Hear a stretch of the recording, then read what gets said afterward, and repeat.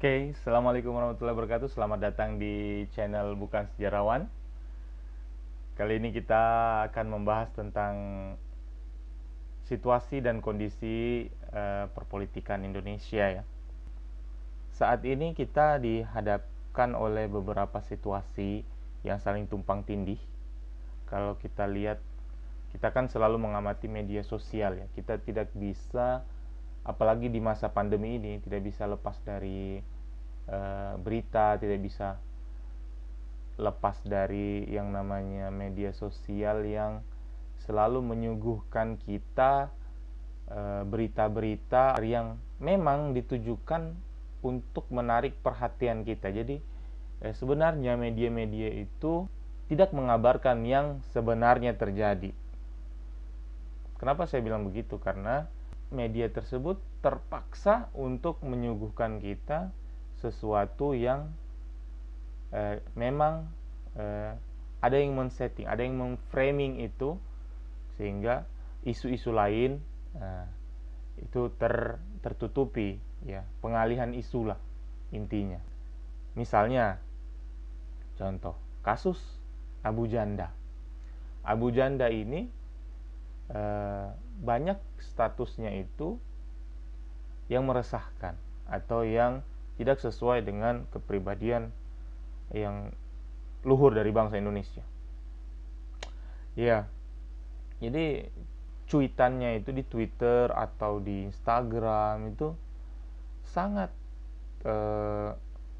meresahkan, atau kita lihat kok ini orang seberani itu, sehingga ketika dia dilaporkan, nah dia keringat dingin juga gitu. Karena meskipun dia banyak yang bantu, ya sudah kelihatan salahnya gitu ya Abu Janda. Nah, kasus Abu Janda ini tertutupi oleh kasus lain. Dia tiba-tiba menghilang. Lalu ada kasus jenderal yang terbaru ini. Tapi sebelum kita membahas itu, nah, kasus Abu Janda itu menarik karena ketika kasusnya hilang, pelapornya itu ditangkap polisi. Tidak. Pelapornya itu dipecat dari organisasinya, yaitu KNPI. Dipecat karena dianggap bertindak sendiri dan dianggap tidak mewakili organisasinya. Dan kasus Abu Janda itu tidak ada lagi dan tidak masuk dalam pemberitaan lagi karena menurut orang-orang yang bermain, kasus itu sudah tidak layak untuk diberitakan karena ada berita yang lebih heboh lagi, yaitu percobaan kudeta sang jenderal. Ini jenderal apa ini? Iya, ini jenderal Indonesia itu jenderal yang gampang terhasut kalau menurut saya. Dihasut oleh iming-iming kekuasaan yang semu. Masih mending jenderal di Myanmar ya. Masih mending jenderal di Myanmar, meski jenderal di Myanmar itu tidak sekuat Jenderal Soeharto. Jadi perbedaan kita dengan Myanmar adalah kita sama-sama dikuasai oleh jenderal sebelumnya, tapi Myanmar ini dikuasai tidak ada jenderal yang kuat di situ. Jadi ketika satu jenderal menjadi presiden, lalu beberapa tahun kemudian ada yang menggantikannya menjadi presiden lagi, lalu seterusnya ada yang menggantikannya, seterusnya sampai sekarang sempat digantikan oleh demokrasi Aung San Suu Kyi, lalu dikudeta kemarin ya dengan soundtracknya itu Abang Jago. Wah, nah ini mungkin menginspirasi sebagian jenderal di Indonesia atau mantan jenderal untuk melakukan kudeta juga, tapi terhadap partai. What? Mungkin ini sudah basi ya beritanya, tapi bagaimana ya? Jenderal ini mungkin tidak paham politik atau memang ada beberapa skenario lain, karena ini untuk mengalihkan isu atau untuk ada yang bilang bahwa ini akan dijadikan sebagai alat untuk membungkam Demokrat atau partai itu akhirnya menjadi koalisi pemerintah dan pemerintah bisa meloloskan apa yang ia mau. Nah, itu kata beberapa pengamat merasa risih dengan situasi yang baru-baru ini terjadi di Indonesia. Mengapa bisa peran militer itu seakan-akan menguat kembali di masa Presiden Jokowi ini? Kenapa peran militer? Nah, ingat nggak peristiwa tewasnya 6 laskar FPI itu? Tiba-tiba saja ada TNI atau ada tentara yang ikut serta dengan polisi. Sebelumnya juga tentara turun gunung untuk mengawal atau untuk menjaga di sekitar markas FPI itu, lalu menurunkan baleho-baleho itu. Tentara yang harusnya di masa Gus Dur itu ditarik ke barak. Tentara tidak boleh menjadi atau ikut bagian dalam pemerintahan sipil. Jadi tentara itu fokus untuk menjaga musuh yang datang dari luar. Nah, tapi kayaknya tentara ini tidak puas dengan posisinya selama ini, karena tentara kalah sama polisi. Polisi itu lebih cuan daripada tentara, karena polisi itu langsung terjun di masyarakat. Dia berinteraksi langsung dengan masyarakat sehingga polisi banyak cuannya, sedangkan tentara hanya di barak, hanya latihan, hanya tiap hari menderita gitu latihan, tapi hidupnya tidak makmur-makmur gitu. Hidupnya ya begitu-begitu aja, mengabdi kepada negara. Sehingga banyak yang, wah ini posisi kami tergusur ini, jadi mungkin kita bisa lagi. Nah, ada momentumnya. Lalu momentum yang paling penting lagi ini adalah momentum di mana ketika terjadi kudeta. Nah, ini kan ada pergeseran ini. Jadi tentara ini kan sangat strict dengan jenjang ya, atasan bawahan itu sangat hormat, sangat sopan dan sangat patuh lah kepada komandannya, kepada atasannya.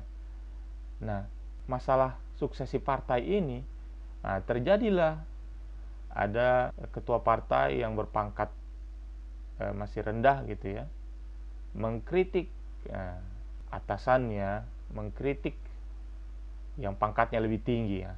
Ini menurut saya ini terjadi pergeseran. Nah, nanti akan seperti ini juga ke depannya, bahwa tentara itu tidak lagi melihat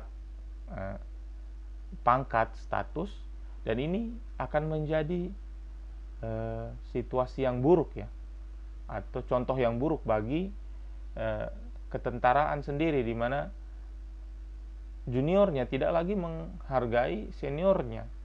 Nah, ini juga terlihat ketika beberapa jenderal yang ingin, purnawirawan yang ingin deklarasi di suatu tempat, lalu dihadang oleh tentara yang aktif. Nah, ini kan sebenarnya memang purnawirawan ini pernah bertugas, tapi yang menyuruh ini atau atasannya ini tidak lagi menjadikan seniornya ini tidak lagi dihormati oleh dia, sehingga ketika seniornya ini ingin bermanuver secara politik dihalang-halangi berdasarkan perintah dari kakak pembina gitu ya. Kakak pembina yang punya uang, punya kekuasaan, mungkin juga berada di pemerintahan dan dekat dengan pemerintah. Jadi seperti itu. Nah, ini pengalihan-pengalihan isu yang kita sebenarnya kalau tidak mencermati akan terbawa suasana. Jadi apa sih ini? apa sih ini gitu kan. Lalu kita merasa janggal juga dengan sikap presiden yang seakan-akan itu dia lepas tangan atau angkat tangan. Sebenarnya tidak lepas tangan juga, mungkin dia memperhatikan, tapi ingin melakukan sesuatu, tapi penasehat-penasehatnya itu menasehatkan, memberikan masukan-masukan yang berbeda, sehingga presiden ini mungkin banyak orang mengharapkan dia untuk speak up, tapi karena mungkin orang sudah pesimis bahwa Bapak Presiden ini mungkin tidak akan bersuara terlalu menyelisihi partainya atau menyelisihi orang-orang yang berkepentingan di situ. Jadi sudahlah, kita bermain di bawah, mungkin saja bisa merubah keadaan. Mungkin itu yang dipikirkan orang-orang yang menjadi oposisi dari pemerintah sekarang. Tapi itulah, itu sebuah kejanggalan yang didiamkan oleh penguasa.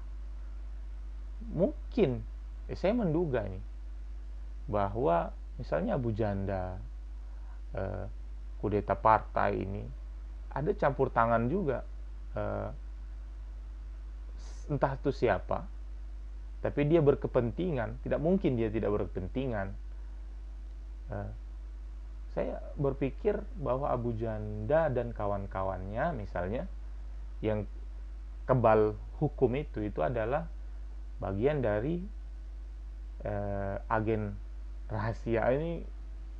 Ini jangan dianggap serius, tapi benar, ini mungkin saja itu adalah agen-agen rahasia, entah agen dari siapa, entah intelijen yang mana, ya kan? Ya, ada intelijen negara, tapi kita tidak bisa memastikan itu. Mungkin saja bukan, tapi ini ada yang mengutus mereka, ada yang membiayai mereka, sehingga mereka ini bisa leluasa berkeliaran. Dan juga ada juga yang counter attack. Jadi berita-berita ini memang dikontrol dengan sangat kuat gitu ya, agar berita-berita yang lain, misalnya yang lebih penting, misalnya Laut Cina Selatan, masalah kedaulatan, masalah impor beras, sehingga isu-isu yang penting itu menjadi tertutupi. Oke. Mungkin begitu ya.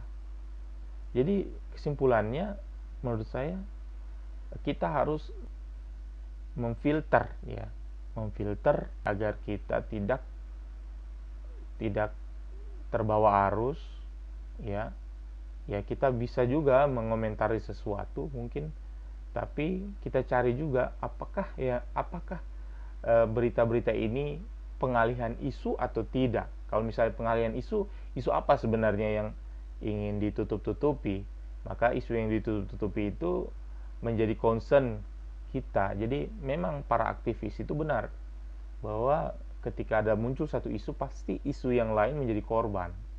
Isu artis misalnya itu dijadikan bahan untuk menutupi, ya, menutupi misalnya kelakuan para pejabat atau kelakuan para pemangku kebijakan, orang yang berkepentingan di situ ya. Dan ya ada yang bilang untuk masa jabatan presiden 3 kali itu, ya ini masalah lain lagi. Iya, ya mungkin kita sudah membaca ya, Presiden Jokowi mungkin ingin kembali berkuasa karena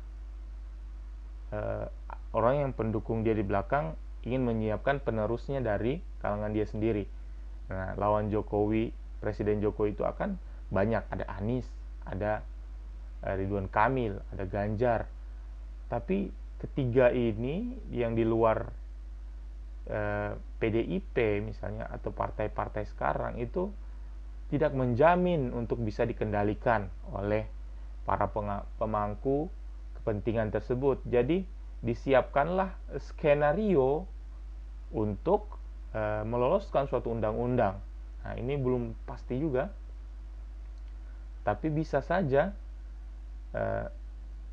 ketika Demokrat dikuasai, ketika hanya PKS yang menjadi oposisi, maka itu bisa saja terjadi, dan ini tidak bisa dibiarkan sebenarnya. Tapi bagaimana lagi, kita hanya melihat ini dari sudut pandang kita sebagai orang biasa, sehingga kita nanti mungkin bisa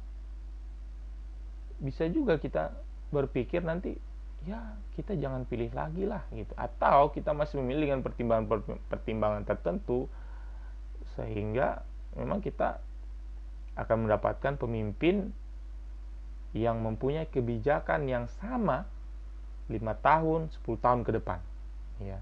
Atau kita misalkan mau perubahan.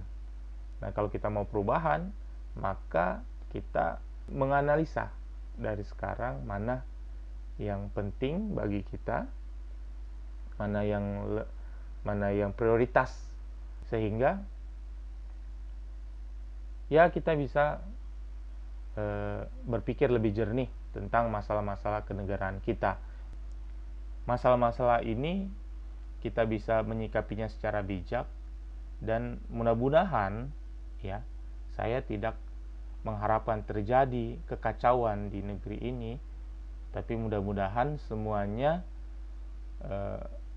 akan baik-baik saja, semuanya akan seperti sedia kala, dan tidak terjadi hal-hal yang merusak demokrasi kita, tidak terjadi hal-hal yang berlaku seperti misalnya di tempat lain, seperti di Myanmar ada kudeta, perang saudara di Yaman. Itu mudah-mudahan tidak terjadi, dan perang di media sosial seperti ini mudah-mudahan tidak berlanjut lagi 5 tahun atau 10 tahun ke depan, karena kasihan generasi muda, kasihan generasi milenial, generasi Z, generasi pasca Z yang akan merasakan dampak dari situasi-situasi atau kejadian-kejadian yang pada mulanya mungkin berasal dari 2016 lalu lah, itu kita tahu sendirilah ceritanya, yang mengakibatkan kita terbelah sampai sekarang. Jadi mudah-mudahan hal-hal tersebut tidak akan terjadi lagi di masa yang akan datang. Mungkin sekian dalam episode kali ini.